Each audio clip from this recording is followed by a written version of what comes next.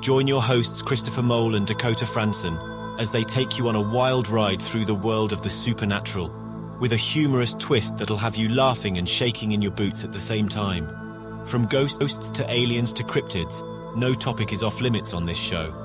And the best part? You don't have to be a believer to join in on the fun. So grab a drink, kick back, and tune in every weekend for new episodes. And if you want even more of the Bald and Bonkers experience, be sure to subscribe to our Patreon page for exclusive content you won't find anywhere else. Let's get weird. Oh, and for the whiners out there, viewer discretion is advised. There you go, you entitled pricks.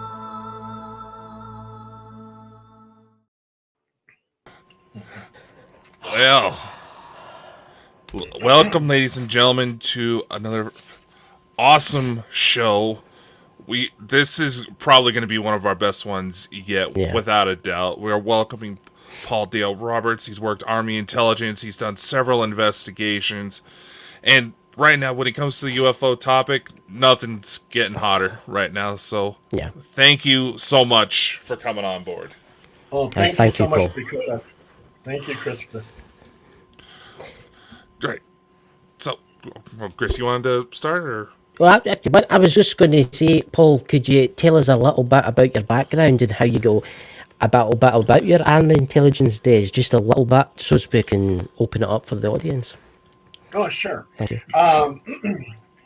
From 1973, 1976, I was in the U.S. Army. I was an MP, military policeman, and I was working undercover narcotics for the Drug Suppression Team, CID, Criminal Investigation Division. So I did that for a while. Then I got out for 3 years. So I had a 3-year break. During that time, believe it or not, I became the disco king of Sacramento. I danced 205 hours. Yeah. He told me that you were into disco. Oh my God, this has got to be great. So I danced 8.5 days with a 5-minute break on every hour for the Guinness Book of World Records, and for I was in Ripley's Believe It or Not. So anyone, if you guys don't want to believe it, all you have to do is Google Paul Dale Roberts Disco and you'll see it. But 1979, after disco died, and I knew my dancing career was going downhill, I joined the Army again, and I went military intelligence. I was a 97 Bravo intelligence analyst, and I went to school at Fort Huachuca, Arizona, and I was stationed at Photo Interpretation Center in Korea, PICK, at Yongsan Barracks at the 501st Military Intelligence Group. And during that time, working at the Photo Interpretation Center in Korea, on one particular day, 6 photographs came in. And on these 6 photographs were pictures of different type of UFOs. And they were part of a bigger picture, a video of these UFOs taken by our reconnaissance satellites and reconnaissance aircraft. And on the back of the photograph, it said intelligent movement. So that tells me that after Project Blue Book was closed down in 1969, the military was still interested in UFOs. And the photographs were everything from a disc shape, triangular shape, something that looked like a globe, something that looked like ball lightning. It was like a ball of electricity. You had a cube. And so with these UFOs, I knew that at that part of time, that military intelligence was still investigating UFOs and that we were not alone. So that was very interesting. Can I ask, was there any like higher ups ever told you, listen, it says don't talk about this subject, don't ever talk about this subject? Did anybody ever commanded anybody like suspicious looking, like the Men in Black or anything like that kind of thing, ever like civilian looking would come around when these things were showing up? No, I mean, I was never visited by the Men in Black. Right. Uh, yeah, but here's the interesting thing: is that at the 38th parallel in Korea, Mm-hmm. we actually had to wear black suits. We couldn't wear any kind of insignia indicating that we're military Yeah. intelligence because we could get arrested on the spot. So in turn, we were the Men in Black. News So were the men. and you walked around the Oh. table and you're in the North Korean side. So Yes. and what's so funny about that is that when we did that little field trip to the 38th parallel, they tell you don't touch the table, don't put anything on the. And I was taking photographs, and I put my camera on the table, and my captain came up to me. He goes, "Are you trying to get an international incident here? You're going to be Yeah. arrested for putting that camera on that side of the table." It was like I wasn't Yeah. even. It was like, oh my god. But The, during my time with military intelligence, I worked with image interpreters. And so they could tell you like a little dot was a T-72 tank, and we were studying yeah. North Korea and Red China.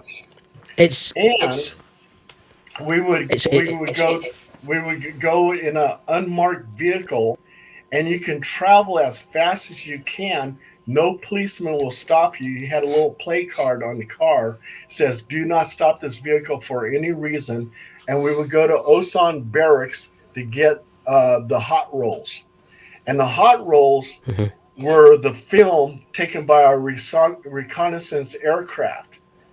And um, I would have one half of the combination to open up the trunk of the car, and the driver, he would have the other combination to open up the trunk. And then there was a suitcase with me again having one half of the combination, and he would have one half of the combination and open up the suitcase and put the hot rolls in. So um, there was one other particular day too that came in, and this doesn't have anything to do with UFOs, but we're talking about 1981, and a photograph came in. It looked like an American being escorted by Vietnamese soldiers, the Viet Cong, and this is 1981. And on the back of the photograph, it said POW question mark. So and then later on in the newspaper said that our special forces knew about POWs still in Vietnam in 1981. Wow. You see, And I held a. Oh, I'm that sorry. is very. I was just going to say it's very interesting that because the I have watched documentaries about like how there were POWs still in totally after the Vietnam War. But what stresses me back, did you back to North Korea for a second? North Korea is so locked up, as everybody knows. And I remember that thing, Dakota maybe no remember it, but I know that you will, Paul. Remember the time it was that the US military was at a spy plane? It had to land in North Korea. And it actually went through. They wanted it back, but obviously the North Koreans stripped it down and took it apart, and then sent. Obviously, they looked at everything. It's something like North Korea. There's no much information comes out of there, and it makes you wonder what UFOs or what strange things that they have encountered. Oh yeah, absolutely. I mean, there's just a lot of things going on. We did Operation Tango, and we were taken on a bus, and they blacked out the windows, so we couldn't Yeah. see where we were going. But we went inside a mountain, deep into a mountain, and it was a listening post for North Korea and Red China. Yeah. So as soon as you got in there, you saw these type of computers, listening devices, and that's what we did. We're inside this mountain. Where it was, I don't know, but yeah, and you have to have a need to know. So like I had to work in one room, and I didn't know what was happening in the other room. And I wasn't allowed. Yes. There was like a MP, military policeman, that would Hmm. not allow you to go into the other room because you didn't have a need to know. So I don't know Yeah. what they were doing in the other room. I just knew what we were doing in my room. Yeah, I've heard this. It's like for instance, like the iPhone factory. Like there's a different section of buildings, right? And nobody knows what's happening in the next part of the building. So you're doing your thing, whereas there might be a guy in the next room with like satellite photos, and then there might be a guy in the next room with like maybe listening devices. It's it's a very interesting place, the North Korean border, because I do know that South Korea is still to this day at war with them. What I've been told. They're no shooting at each other. Well, they're now and again they fire like a missile over each other, but it makes you wonder anything like ET related has ever happened in North Korea. Do your knowledge? Do you think there's been any ET related stuff happened in North Korea? Uh, the only thing is that my job was just to be concerned about Yeah, if there was any kind of buildup. It looks like some kind of intention for war, but and we would look at these sit maps, and they would Yes. be marked. And during my time there, all I saw was training, a lot of training, yeah, but nothing that was a threat to us. Yeah. yeah, yeah. Right, thank you. So, being that the UFO topic is such mainstream nowadays, what are your thoughts on some of the Department of Defense's remarks lately? Like that there's a mothership that's close to Earth, and all of these UFOs may actually be some kind of probes scouting us out for some big event here in the near future. Yeah, I think that we're actually getting very close to disclosure because you have all these private corporations that are talking about, hey, we're going to colonize Mars by 2050 or whatever.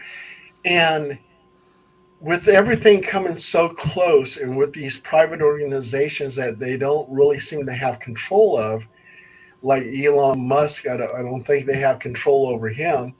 And with that said, things are going to start opening up, and the military is starting to open up already. It's like when they're shooting down the UFOs, and they were saying it was cylinder type shape, and they don't know how it was aloft.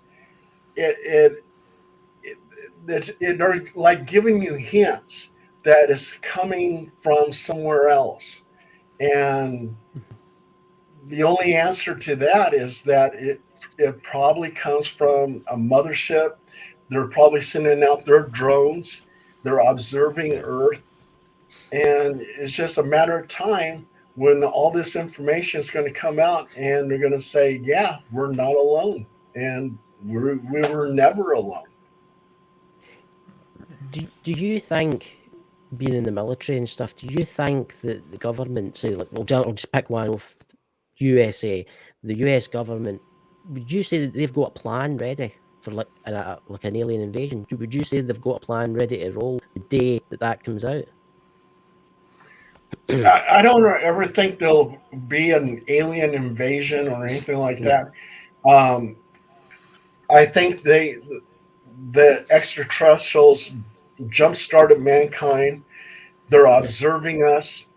Um, I don't think they would ever allow, let's say, a nuclear conflict because you had yes, all these type of UFOs in England and in United States and even in Russia, who shut down these nuclear facilities. So they have that capability. So I don't think they'll let us destroy ourselves. Plus, I think they have a lot of UFO bases in the oh yeah, oceans, in Mm-hmm. mountains, and everything else. And a lot of yeah, my studies, it appears that like Mount Shasta. I investigated Mount Shasta, and Mount yeah, Shasta, you have reports of the Lemurians living that's right. underneath Mount Shasta, Mm-hmm. and you have UFOs that go in and out of the mountain. It, you got Bigfoot over there, and Bigfoot is associated with UFOs. I mean, there's they have a lot probably invested on Earth, so they Yeah. would never allow it to get out of hand and where we destroy ourselves. I just don't believe that. See, I find that quite interesting about the Pacific, because the Pacific's where a lot of UFO sightings have been. And that there was it the Pacific? Was it the Seventh Fleet, Dakota? The two fighter jets chasing after The they were Tic Tac chasing after UFO. the Yeah. Tic Tac UFO, and the pilot's like, "God, I want a shot of that, whatever that is." And the thing was moving. It was moving so fast. It just stopped, and it would go up the way, it would go left, and it would zoom off again. And it makes you wonder. It makes you wonder. Obviously, extraterrestrials, they'll be like, look at the earthlings that they're chasing us about and their toys again. And it's true what you say about underwater bases, because the Pacific has been well known for ships disappearing and strange things happening. What is it today? Was it today with Japan, Dakota? Is a triangle, and it actually, I Yeah, the think there's a bit Dragon's of Korea, Triangle. the Yeah. Dragon's Triangle, and I think a bit of Korea is actually in that too. And for thousands of years, people have talked that there's like myth and legends that come from the Pacific. It's fascinating what could be in that water below the surface of the water. Yeah, and it's just like I did my investigation over Skinwalker Ranch, and I did my investigation over Area 51. Yeah, And when I went to Area 51, I brought three investigators with me, and yeah, we went up to the gate. And of course, we didn't cross over into Area 51 because we didn't want to get arrested. But they take it very seriously at that gate. And I was looking at my yeah, binoculars of things that are going around by the gate, and I saw this one guy, and he's looking at me with his binoculars, and he's wearing camis. yes, And then he's also too strapped on him is a sniper rifle, and he points the sniper rifle right at me while I'm looking at him with binoculars. And I told my investigators, I said, it's time to go. yeah, And they claim, well, two of them claim that as we were leaving, that they saw a UFO flying along the hillside. I didn't see it.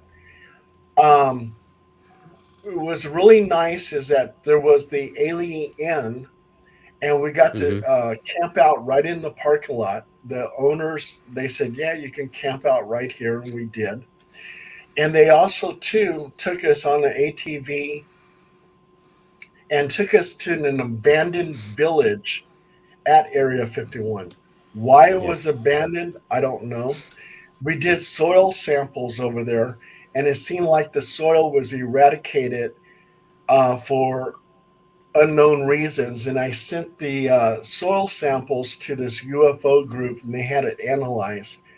And what was kind of interesting about the soil is that there was like tiny little wires in the dirt. So I don't know what that was about. And So we interviewed. I'm is that sorry. kind of like nanotechnology? Is that kind of nanotechnology kind of stuff? Yeah, it could I've heard be. that. It could be. I've heard that Yeah, at Area 51, people have found strange things in the soil. yeah, it very yeah. And it was kind of interesting because as for the soil samples, it was the UFO group that told me to collect some soil sample, which I did. We interviewed some people from the alien, and one individual, this gentleman, he claimed that he worked at Area 51 and that Bob Lazar, he can Yeah, confirm that Bob Lazar actually did work at Area 51 in S4, and he was never allowed in S4, so he doesn't know what's going on over there. But according to Bob Lazar, they were reverse engineering UFOs in S4. yeah, So, so he was confirming that Bob Lazar, yeah, definitely worked at Area 51, and hmm also too, we interviewed this young lady, and she claims up and down that there was a craft that had wings that actually went to her eye level, and the pilot waved at her and then shot straight up. I knew it. Yeah. Yeah. They screw with people. I knew it. So that was very interesting. Area 51, we got a lot of good information out of there. As for Skinwalker Ranch, that's another story. Um, that one, I took two investigators with me. And what was so funny is about Skinwalker Ranch and Area 51, when I first became a paranormal investigator, Yeah. we would have these meetings, and then there would be people going, "Oh, I would love to investigate Area 51," or "I would love to investigate Skinwalker Ranch." Well, when I came on board, I said, "Let's just do it.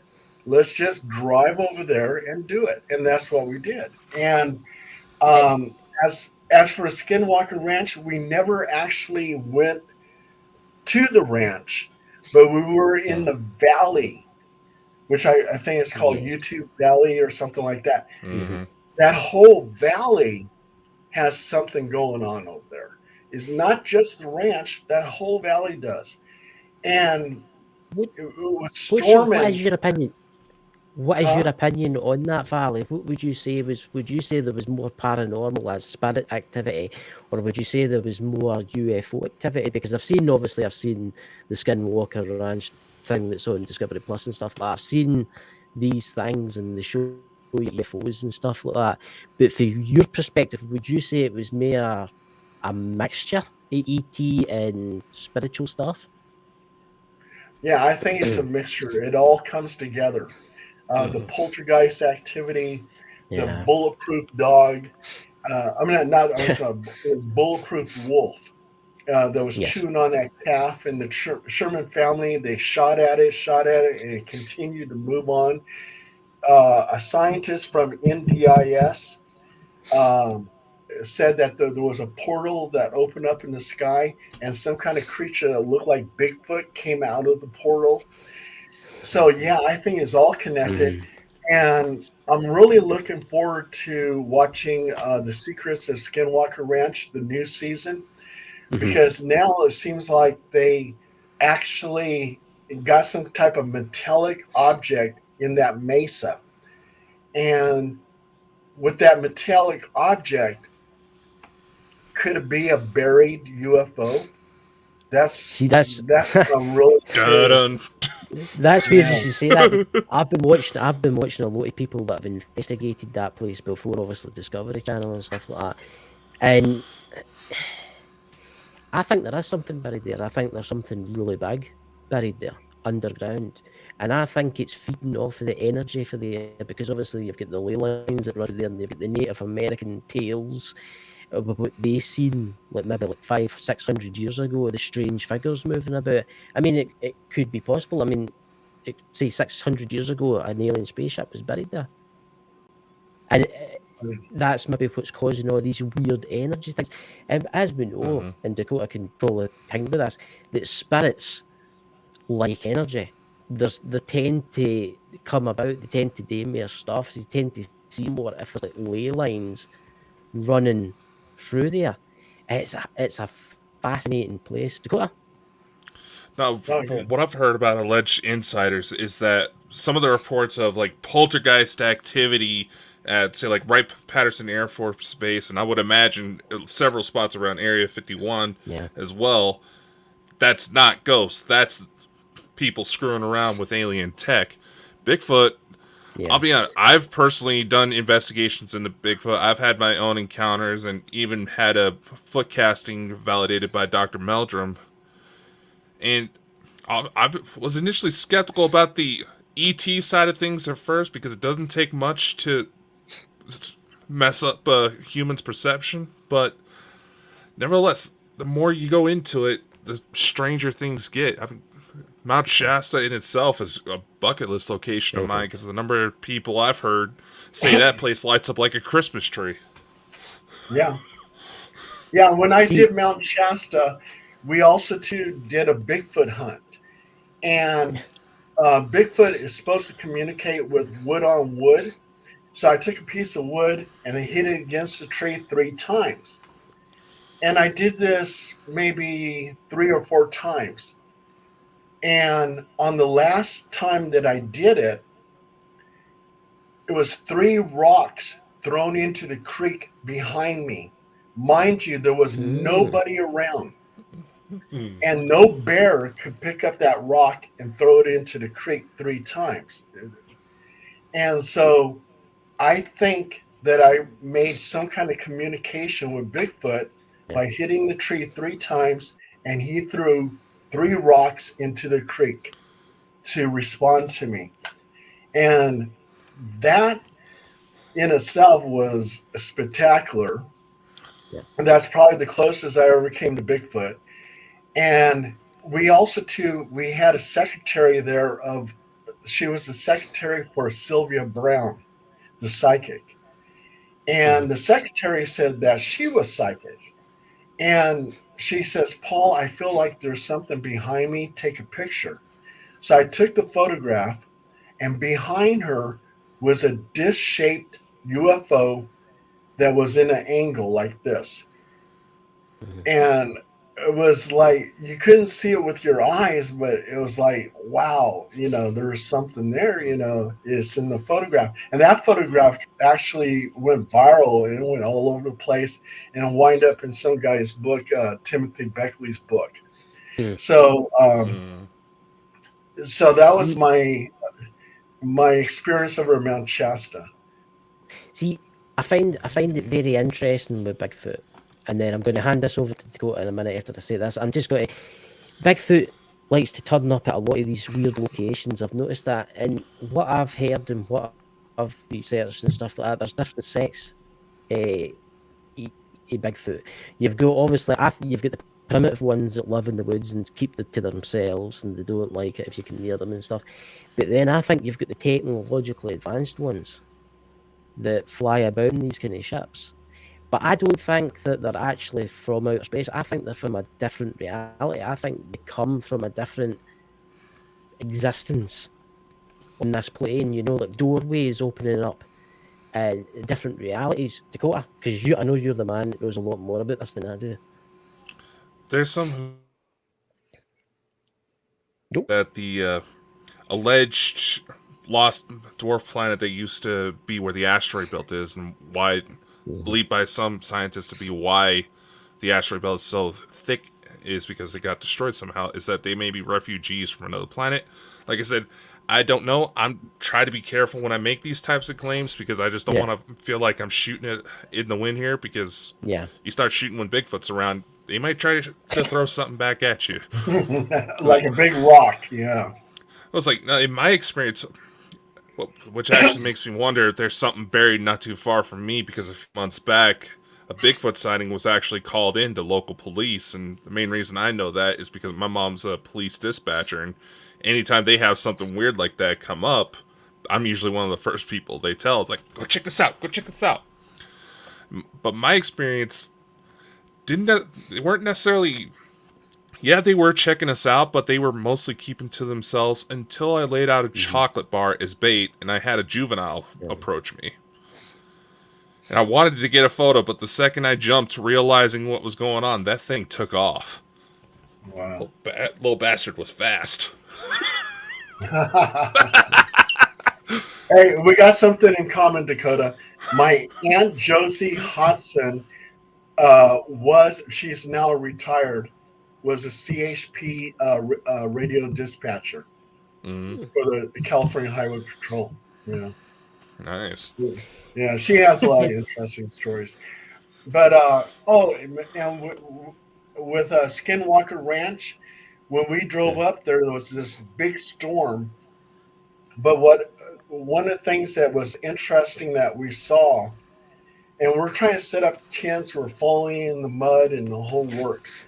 But the sky almost seemed like it opened up, and there was ball lightning that actually slammed down and then exploded into all kinds of sparks. So that's the first time I saw this natural phenomenon, ball lightning. and that was at Skinwalker Ranch. And I think Skinwalker Ranch is like on a ley line, and that's why Yes, it is. UFOs are so attracted to that ley line because they use it for energy, maybe for their craft or whatever. I Yeah. mean, UFOs are seen around volcanoes, so Mm-hmm. you have that going on. And See, I've during always that, I'm sorry, go I was ahead, just going. Christopher. I was just going to say that I found that very interesting because a lot of like UFO videos I've seen lately are strange orbs coming in and out of volcanoes. Some active volcanoes and some volcanoes that have maybe been not active maybe for about 100 years. And I've noticed they take great, whoever these entities are or wherever they're from, they take great respect in what is in there. It makes you wonder, have they maybe done something to maybe stop that volcano from erupting in the past?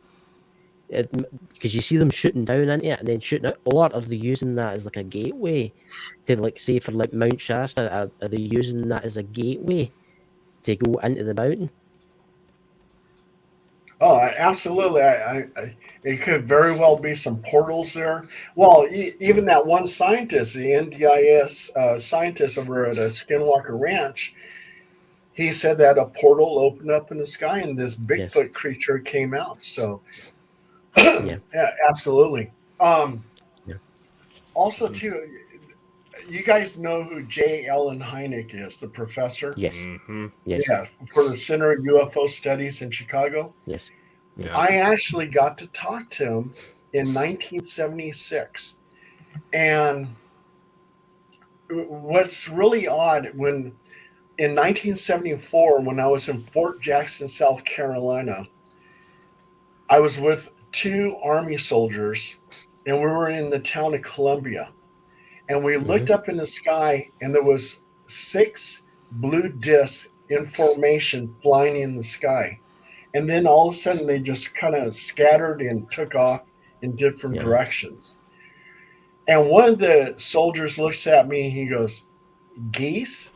And I go, "Geese? What are you talking about? They're glowing blue, they're disc shaped, they're in V formation, and then they erratically took off in all kinds of directions." I said, "That's not Yeah. geese." Well, anyway, in 1976, another UFO experience that I had an ex girlfriend named Helen Lang, and this actually made the newspapers in Sacramento Bee.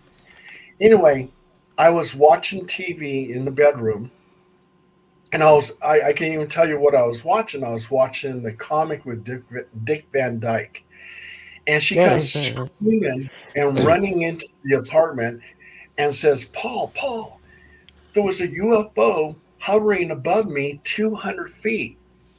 And she was all hysterically crazy. And I said, I don't believe that. And she goes, "No, it really happened." And I said, "Okay, if it really happened, I'm going to drive you to the Sacramento Sheriff's Office and you're going to make a report." And she goes, "Okay." So I take her to the Sacramento Sheriff's Department and they gave her an 800 number. That Hmm. 800 number was the Center of UFO Studies in Chicago. And we left a message, and that was the end of it. Then 1 week later, I get a phone call from Dr. J. Allen Hynek. And at that Hmm. time, I didn't even know who he was. But I was talking to him. He goes, "I need to talk to Helen Lane." And I go, "I broke up with Helen Lane. I actually broke up with her. So we just didn't get Yeah. along."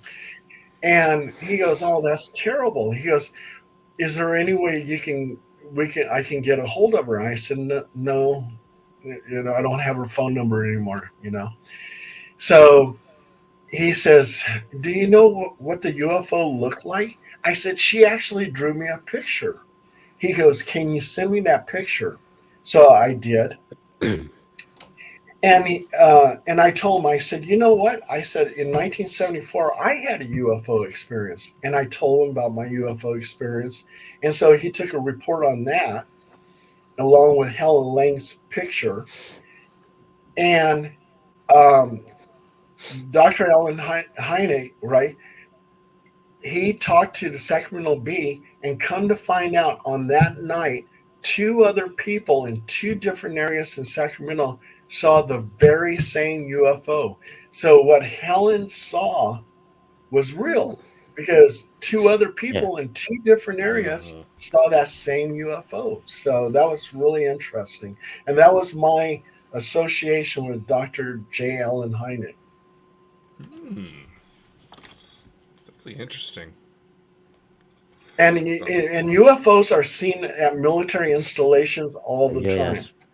Oh yeah. All the That's time. Yeah. that's what I was just going to say. I mean, I've heard a lot of stories. I know people that work at like submarine bases here in Scotland, and they're seeing some strange things at night, some strange glowing orbs at night and stuff like that. And they're always told, "Don't speak about it.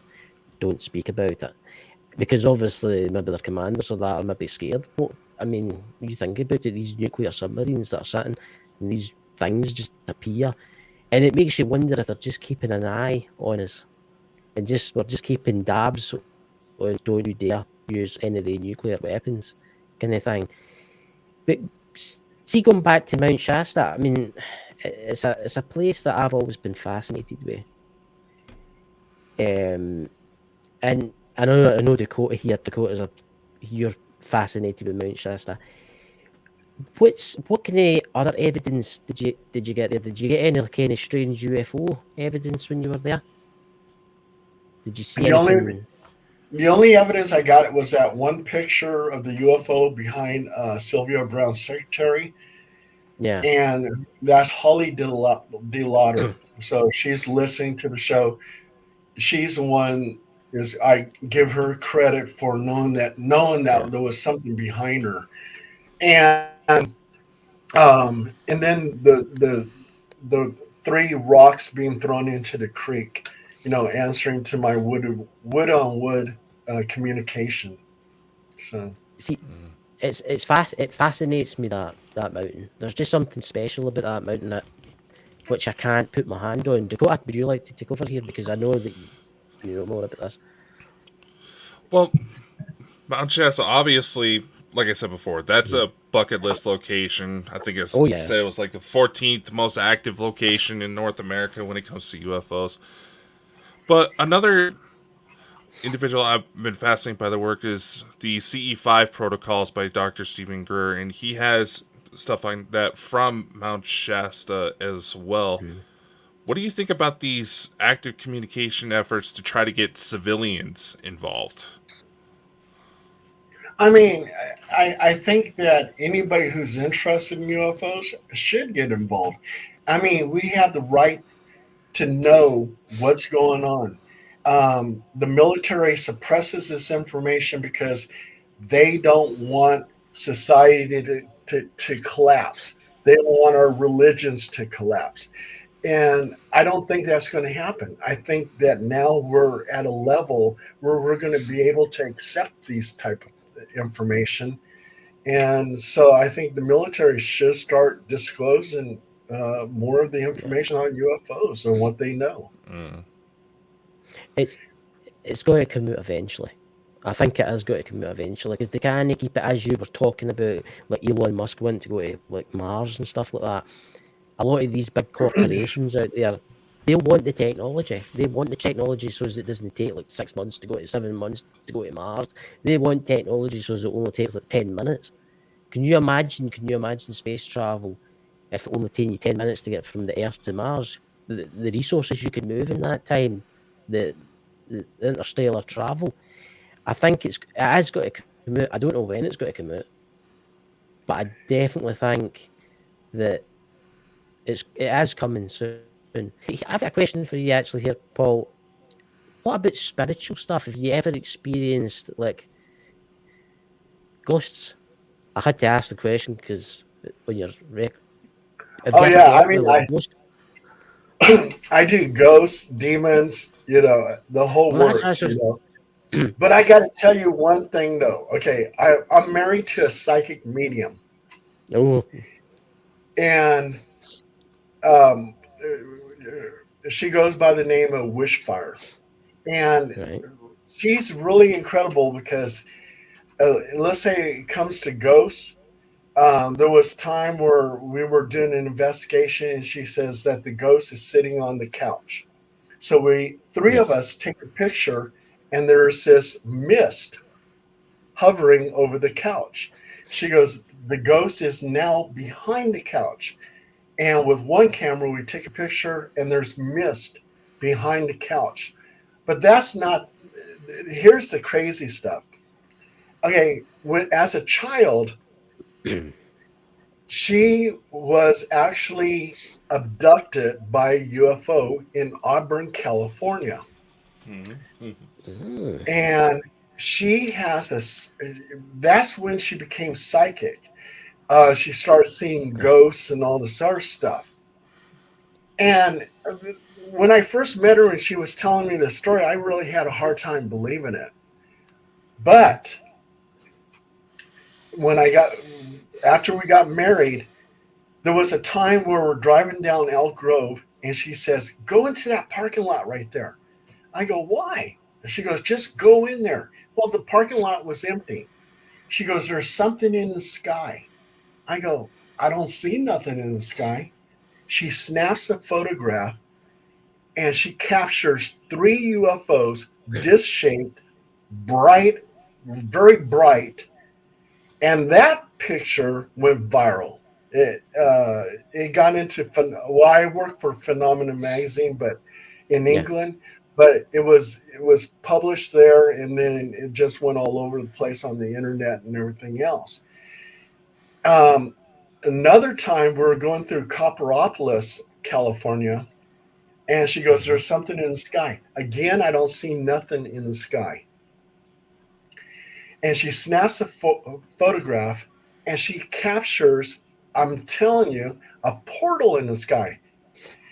And it looks like a Mhm. door in the sky. And she did this like three other times where she didn't capture it on camera, but then she goes, like one time we're driving down I-5 North towards Reading, and she goes, there's a cube in the sky. I go, what? But this time I actually saw it. And then she's trying to take a picture of it, but she didn't capture that one. But she Yeah. captured those other pictures. Yeah. And this is my psychic wife, if you can see that. But Yeah. Oh, I see it there. Yeah. yeah, she's incredible. She has this connection to UFOs. And I don't know how That's she amazing. does it, but yeah. So I mean, we're still in the game. And then we do UFO hunts. So we get together and a good crowd of people, and we actually watch the skies all night long in Gold Country, where there's a lot of UFOs Mhm. reported out in that area. I find that fascinating about how the spirit, how you met a medium, and how she's seen so many UFOs. Because I have noticed a lot of people that are into the UFOs are psychic.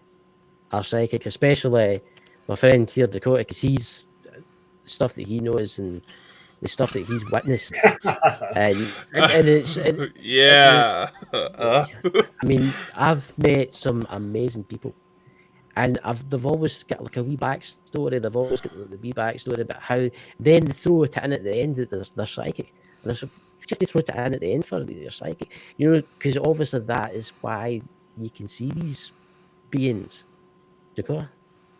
Oh yeah, uh, and I when we do investigations, paranormal investigations, I have her point out where the ghost is, and I just don't take her word for it. And she goes, "Oh, there's a ghost in the corner." Yeah, I don't take her word for it. Then I pull out my digital recorder and I try to get an EVP, and it Yeah. seems like she always hits the mark. She'll say, "There's a ghost in the corner" or whatever. I do a little EVP check. I go, "Hello, is there anybody there?" I pause, give it time to talk, and I play it right back. And a lot of times I get a response. So that's how we utilize her in our investigations. well, Dakota? hey, she's got a good track record. Go for it, man. Yeah, yeah, yeah. And I'm not a psychic. I'm not a psychic. People will come up to me and they go, "Hey, what are you feeling?" I say, "I'm not feeling anything." Because I'm not a psychic. So you know. It is quite interesting how you've met her, though, but how she's seen the UFOs and what you used to do as a job. It's quite Oh interesting yeah. how that's connected. You know, Well, that's it's how she came into my life because she had these paranormal experiences. So she contacted me. Um, they say never date the client, but I broke that rule and I dated the client and I was marrying her. oh my god. Oh, been there, man. Been there. Ugh. Oh, Out all your spiritual experiences, and I mean, like, in the spiritual sense, the ghost sense, what would you say was the most terrifying thing you've ever experienced? oh God. Um, okay, I'll tell. I've told this story a few times, but anyway, there was a situation. I was like in Stockton, California, and I get a phone call, and it's two ladies that are experiencing a demon in their home. It's in the shape of a black mass. It appears about 3 o'clock in the morning, Mhm. and I said, well, I was a new paranormal investigator, and one thing I learned, you always bring another paranormal investigator with you just in case anything goes wrong. Yeah. So, but I didn't do that. I was new. I went over there, and it was an older woman in her 60s and her goddaughter in her 30s. So when I was doing the investigation, I was interviewing her. She goes, "Yeah." She goes, "The entity actually bites us," and the goddaughter and her were showing me bite marks on her chest area, and I said, I was started wondering. I said, I wonder if they did this to each other. And then they said this black mass would appear in the hallway, blah blah blah. Mhm. Well, while I was interviewing her, I swear up and down, her face started distorting into something evil looking. No longer did she look like this nice grandmother person. Now she looked somewhat evil, diabolical. So I said, tell me more about this demon. She goes, well, I also too get nightmares. I said, what do you get nightmares of? She goes, I have nightmares of killing men. Well, mind you, I was the only man in there. And Okay. I I Oh, said, here she comes. yeah, now I'm getting kind of scared. And as I got into the interview, then I looked towards the living room, and the goddaughter is holding a baseball bat, and she has this maniacal look on her face, and she's going around and around and around with this baseball bat. I said, "Oh crap! I need to get out of here." So I got my laptop. I'm running out the door. I said, I'm going to get this to the publisher. This is a great story. I'll be back, which I wasn't planning to come back. And one thing is, I'm not afraid of ghosts and I'm not afraid of demons, but I am Yeah. definitely afraid of a 30-year-old woman with a baseball bat. And Fair Oh, enough. Fair enough. I suppose a ghost can't really get you, except for the woman chasing after you with a baseball bat. Been there. Been Oh, there. that was my scariest moment. That was my yeah. scariest moment. Thank you for sharing that. I find it funny as you were telling that story, there was a black shadow that shot out from behind you, and I swore I heard a deep voice as you were talking, Oh, like it really? was trying to confirm it. I'll have Wow. to listen to the playback, see if I can catch it again, but that It's was. And I've also noticed it's Chris has been getting a lot of interference as well. Yeah, I yeah. it's weird because it's weird you say this. Where you've got the little figure standing on your bookshelf there, where the pictures are, it was weird. It was like your camera was trying to focus on something. It was all like pixelated. The kind Hmm. of as if something was wasn't quite clear, like a bit of perspex, which isn't quite clear. It was something that moved in front of it, and they moved back, and then it just went away again. I don't know if that's what you see in the Black Mass. This Well, happens a lot, by the way, Paul. Your show. they say my house is haunted. Um, Mm, we've got a few EVPs in this house, but I mean they don't really bother me. But every once in a while we see like shadow figures or whatever. But it's probably because of all the paranormal investigations. We probably brought a few home, so I don't know. And that mm, you see that clown right there. yeah. That clown is supposed. It came from a haunted house, and they said that clown was a haunted item. So, and all kinds of stuff happened in the house. So I took it, but really not too much happens, in this house. Aye. So Now yeah. you know about that. you Now know. that you've been on this show, you never know. Oh, Yeah. you're going to be having visitations tonight. Ugh.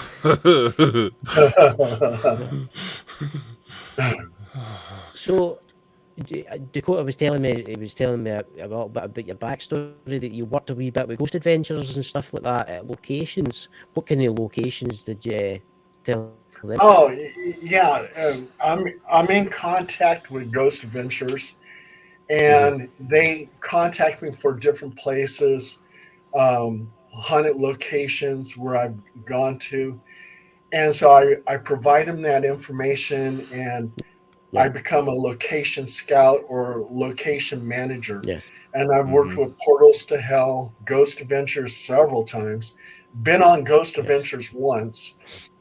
Um, What? we Lately for did a you? case in Biggs, California with Ghost Adventures. And what was kind of interesting is that the Ghost Adventures crew came with their camera up to the car. Me and Deanna Wishfire, we were sitting in the car, and they interviewed us in the car. And so I was telling them, yeah, we got some EVPs. The guy uh, says that he's possessed demonically.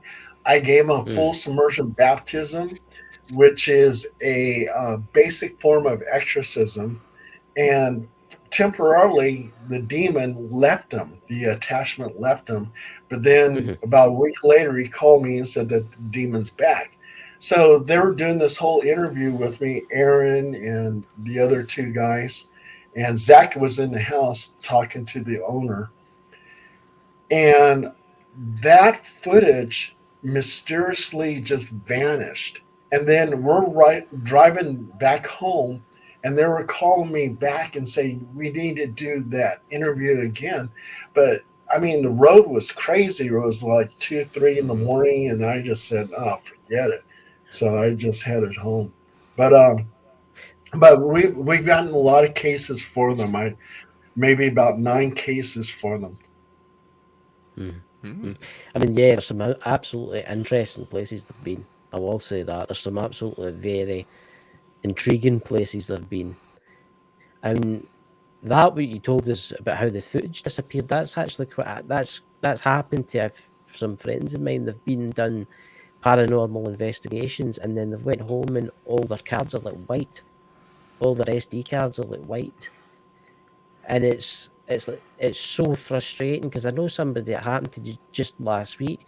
They went to a location, they filmed, they watched it in the car, they watched it back in the car. They woke up the next day and it was all gone, every bit of Mhm. information, and it makes you wonder: was there something there that the spirits didn't want you to see? Did you capture something that they did not want you to get your hands on?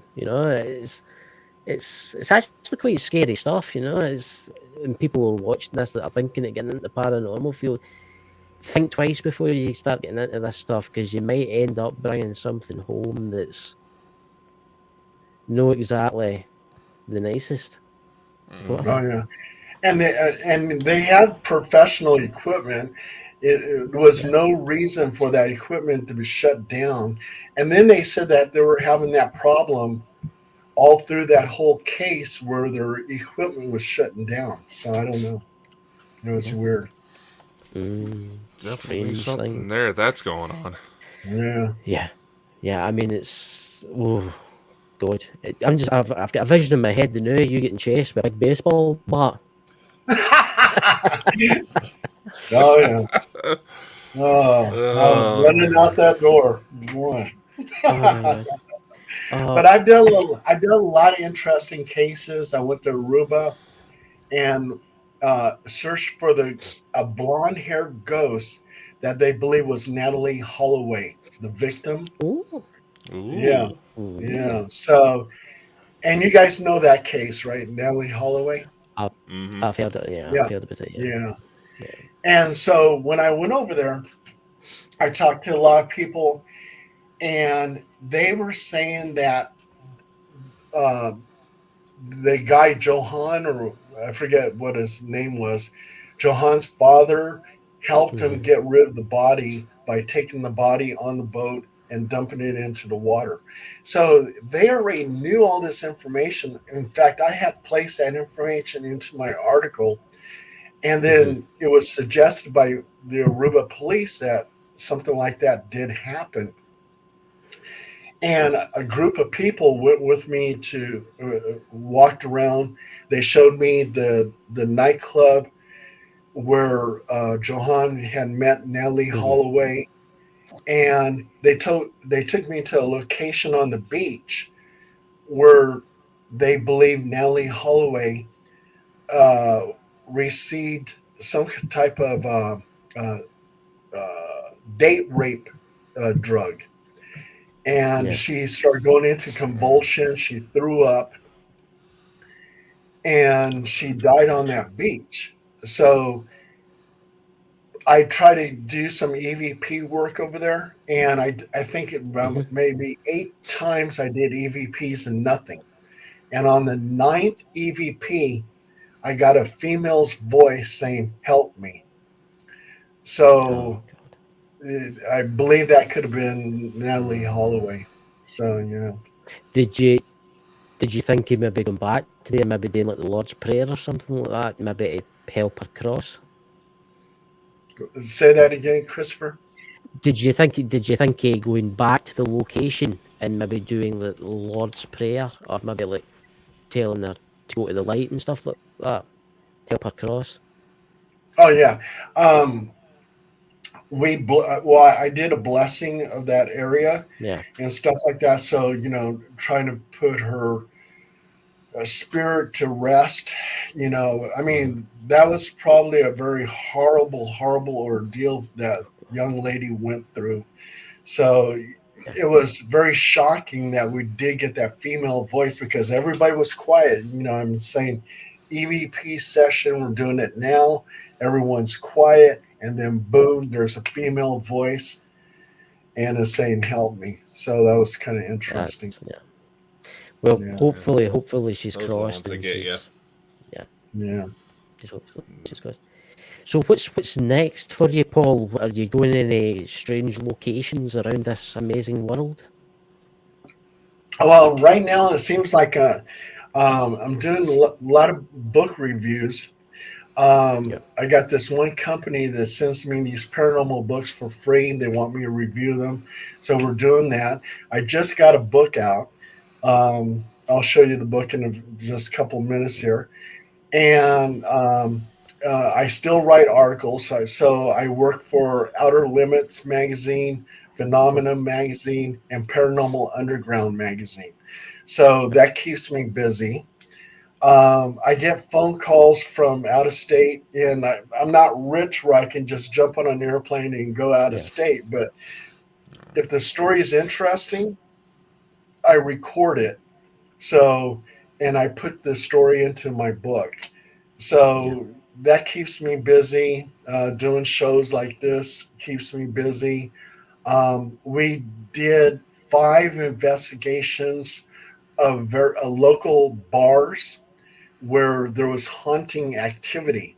So me and Wishfire, we went to these 5 different bars to see if we can get any kind of paranormal evidence. And in 2 out of 5, we got evidence. So, and they're in the old part of Sacramento, so there's all kinds of hunting activity in that area anyway. So that kept us, busy too. That's So, yeah. that's very interesting. That's I'll maybe think of get your book. Where can we get the book and what's it called? Oh, okay. Let me show you the book. Okay, hold on.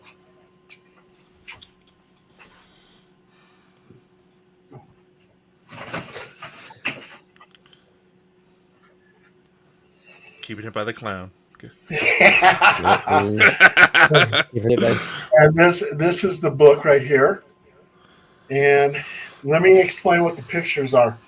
Anyway, the book the book is Sacramento Paranormal Investigations, HPI, TARDIS, time travel, and the paranormal. So, if you're a Doctor Who fan, we have some information about the TARDIS and time travel and some paranormal stories. And on the back of it is Dracula, and Dracula is ready to bite the neck of Wishfire. That's her. She's the Black Rose, Hoppy, and the Demon Warrior, which is me. And I have Oh, various artists, and, and so anyway, oh, that's my need to latest check book. that out.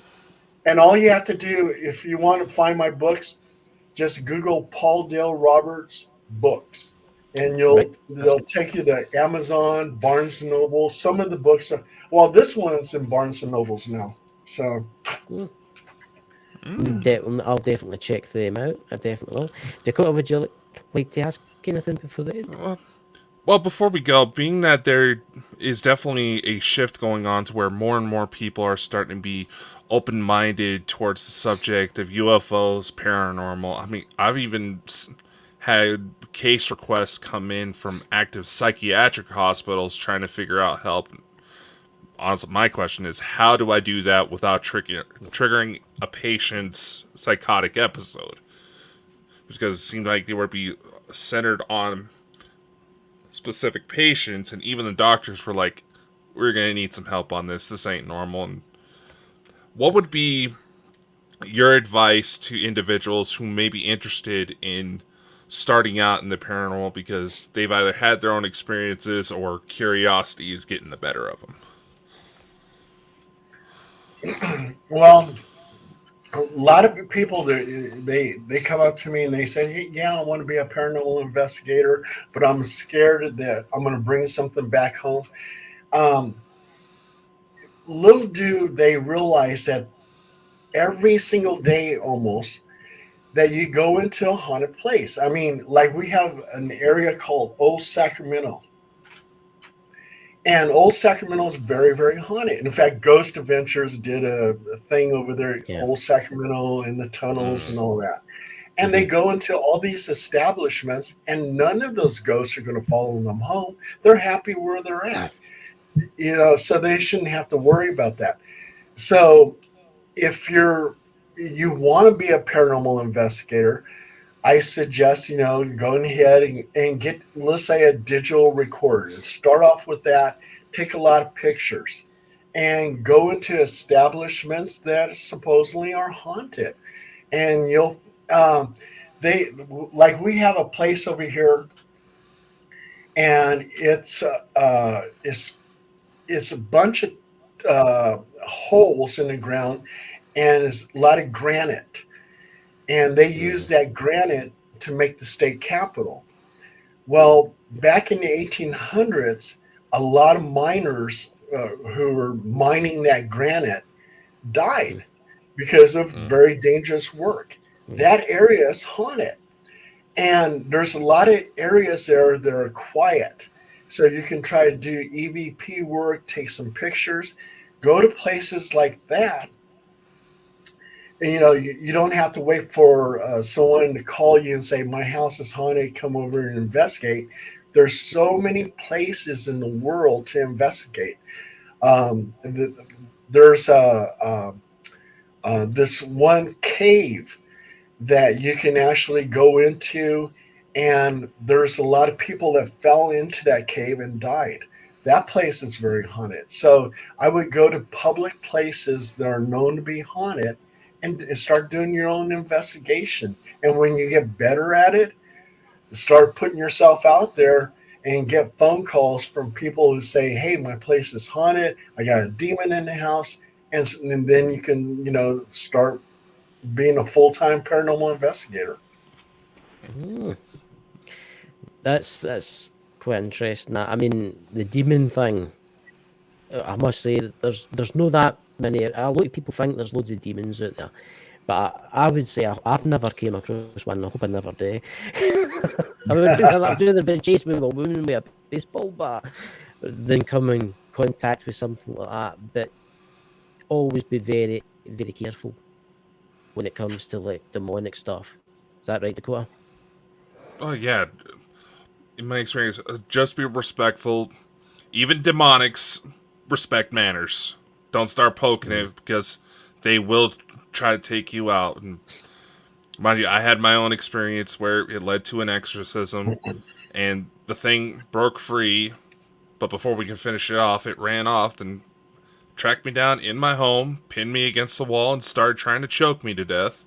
Mind you, I'm 6'7" and almost 400 pounds, and this thing lifted me like I was nothing. Just Wow. simply be respectful to the home and house, and 9 times out of 10, the negative reports you're going to get in, yes, it's probably going to be a pissed off spirit, but there's going to be some pretty legitimate reasons why things are happening the way they are. Just be respectful, be mindful of all the possibilities, because let's face it, the last 3-4 years alone prove that nothing's impossible anymore. And that's so true. That's so true, Dakota. That's true. And one of the things that I do when we do a paranormal investigation, afterwards, we do a Roman Catholic, well, I perform a Roman Catholic cleansing of the house. Wishfire does a metaphysical cleansing. She even leaves a little care package that has smudge wands and all that other stuff in there. And also, too, if someone says, I have an attachment, I give them a full submersion baptism, which is a basic form of exorcism. And the attachment immediately leaves. And I'm not ordained, but I did consult two priests, got information on how to do a Roman Catholic cleansing, and I'm very successful with that. And the full submersion baptism, which a lot of ghost hunting groups don't do, I do. And I was very surprised, when I get a phone call and they said, "Hey, the attachment I had, it's gone, Paul. Your baptism worked." So, and I'm not a real religious guy, but I do believe like in angels, that angels do Yeah. watch over us. And I was very surprised that my Catholic house blessings work. I was very surprised that my baptisms work. And they gave me the nickname of the Demon Warrior. So that's what I do. It's it's quite interesting to say that because people might think their house is haunted, but in actual fact, it's them that's haunted. They have picked up an attachment from somewhere, and their house maybe isn't haunted. It's them that the spirits clung onto. So it doesn't matter if they move house; they'll go with them once attached to them. And that's a good idea. Is doing that. Yeah, yeah. Hold the Not that puts it pretty well, because, like I said, nothing's truly ever impossible. Don't ever deny that something strange could be going on, but at the same time, simply just be respectful and show kindness, because let's face it, world's getting crazier by the day. Last thing we need is to be at each other's throats on top of it. Yeah. Yeah, yeah. And I would like to say, And you Paul, guys, thank you. oh, No, you're no. welcome. Oh, no. And you guys know about living ghosts, right?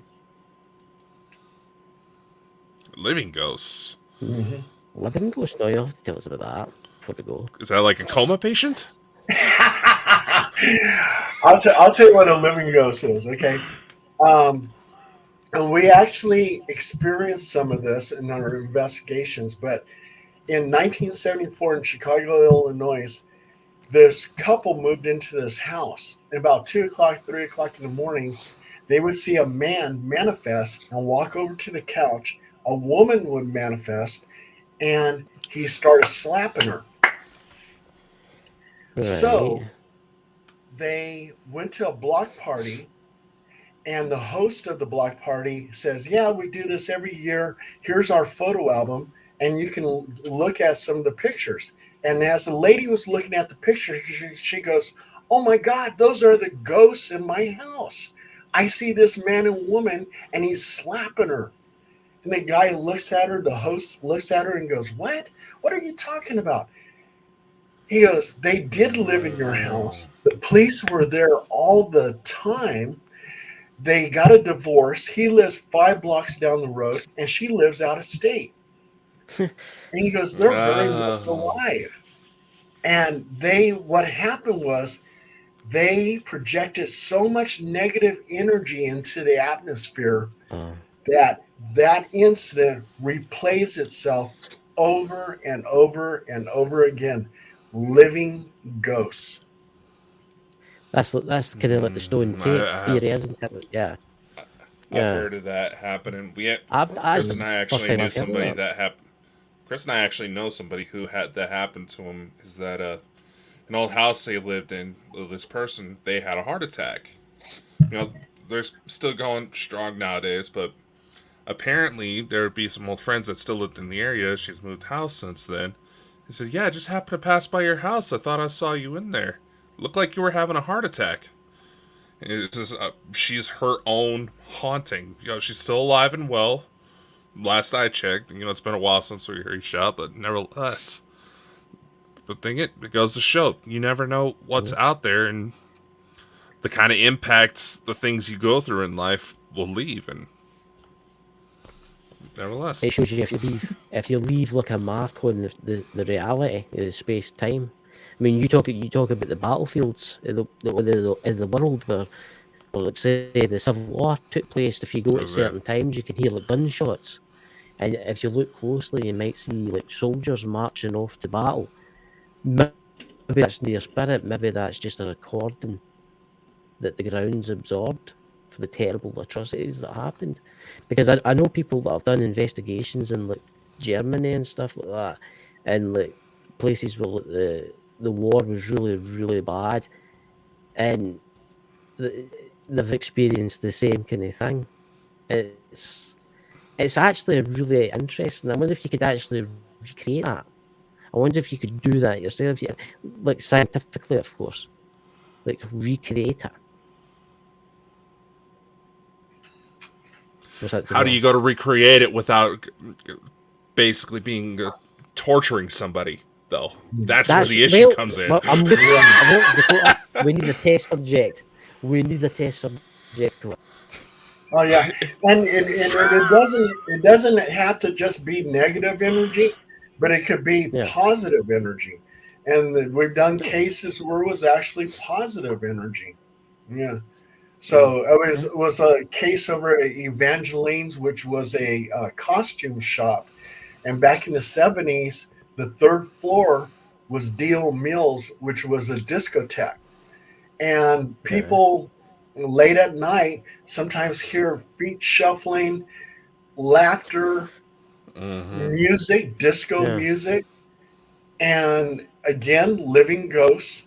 Something was positive was blasted into the atmosphere and it replays itself over and over again. There you go. Yeah. Yeah. I bet it's Saturday Night Fever for you there. Oh, God. I had to bring that up. I knew the second Disco caught up, he was going to be obsessive. Everybody's seen the film Saturday Night Fever and all that, John Travolta with his flare trousers and stuff. It's an iconic film, that. You know?